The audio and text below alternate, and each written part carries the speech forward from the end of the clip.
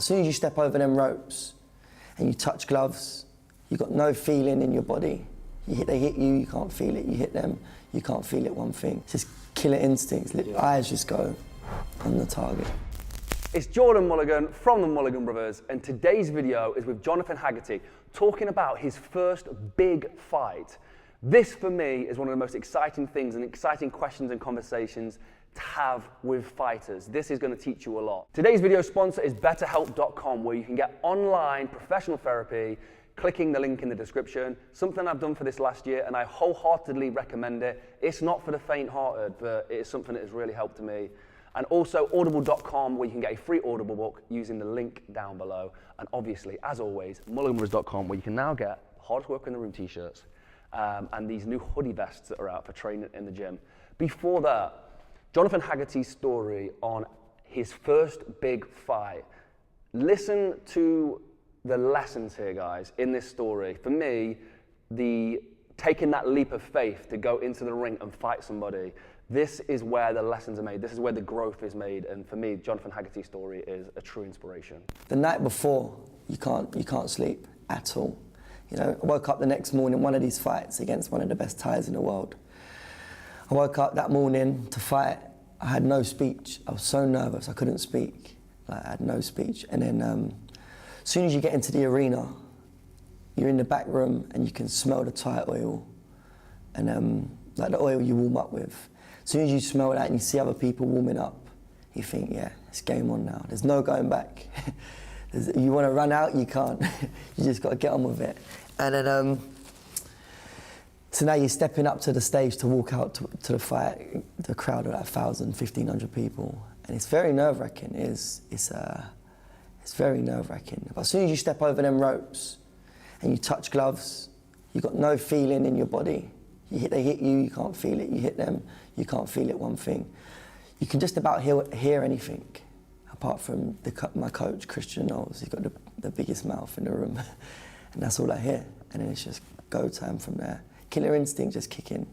It's just killer instincts. Eyes just go on the target. Like I said, I don't feel anything in there. You literally don't. You won't believe it, obviously, but it's after the fight you feel it. I've had one fight before, I had an elbow war. So I woke up the next morning, I couldn't even straighten my arms. My arms were just locked because of swelling, feet. It's just brutal. Okay, so what's the journey from, let's say, the morning UK to one championship? Like what's that path? How do you do it? What was your journey as well? So becoming UK #1, sort of I hit it off from there, and I think it's basically just like scouting, you know. Talk of the town, who's the talk of the town in the UK?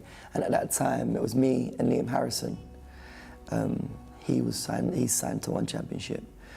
I got signed like 3 years ago to one championship, and then I had my debut. And as I had my debut, the knockout that I had on there, it just went through the roof. Like, social media went crazy. I think the video went viral, the elbow, and after that they gave me the title shot. I thought my trainer was lying to me, because I remember before I messaged one championship like a few years ago saying, great show. I've still got the DM on my phone. Great show, I would love to be a part of it one day. Didn't get back to me, unfortunately.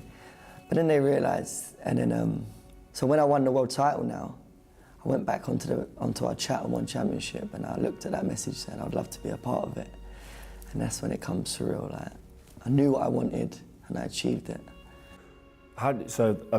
We talk about manifestation, you know, like believing you're gonna have something, and then when you arrive there, there's like, it almost feels like it's just supposed to happen. This is the way it's supposed to be.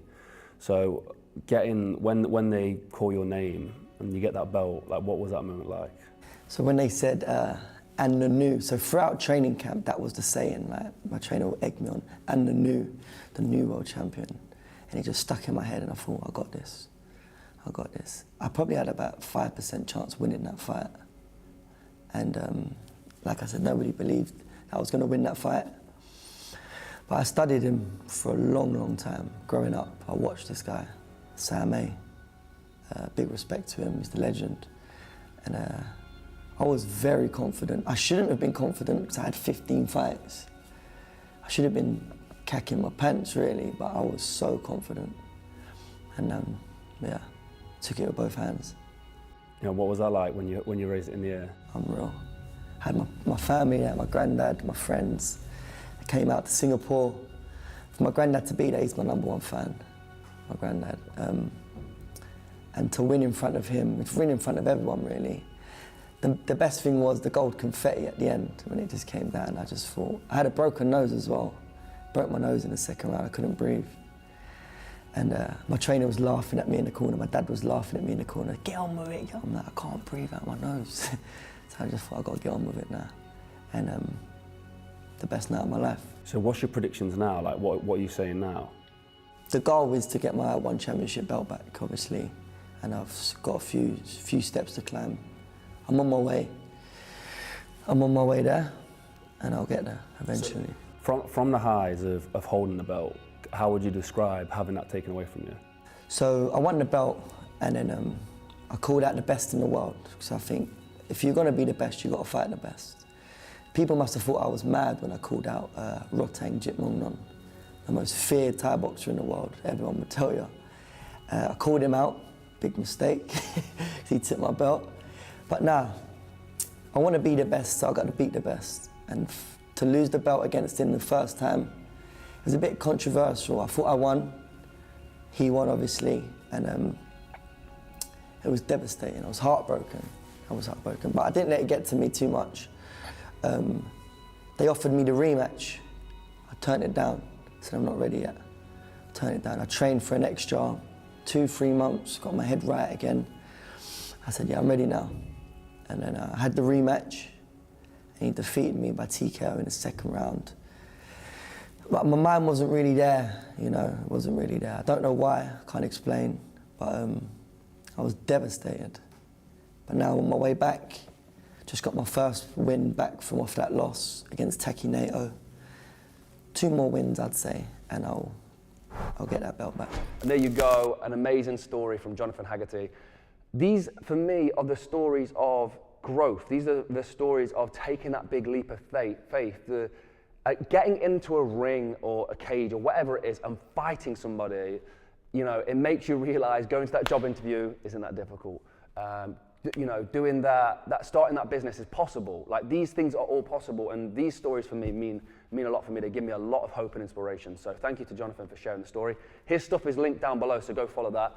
Today's video was sponsored by BetterHelp.com, where you can get online therapy from professionals with the link in the description. Something I've done once a week for over a year now. I've had online therapy, and it's not for the faint-hearted. It's very difficult, but if you can do it, I recommend it. If you want to have the best mental growth this next year, I fully recommend it. So go check that out. It's also sponsored by Mulliganbrothers.com, where you can get the hardest worker in the room t-shirts, and these new hoodie vests that are going to be coming to the website very soon. Yeah, go check that out, guys. It makes all of this possible. So if you're buying t-shirts, hoodies and all that kind of stuff, you've helped support these projects, and you're helping support the projects in the future. So thank you very much.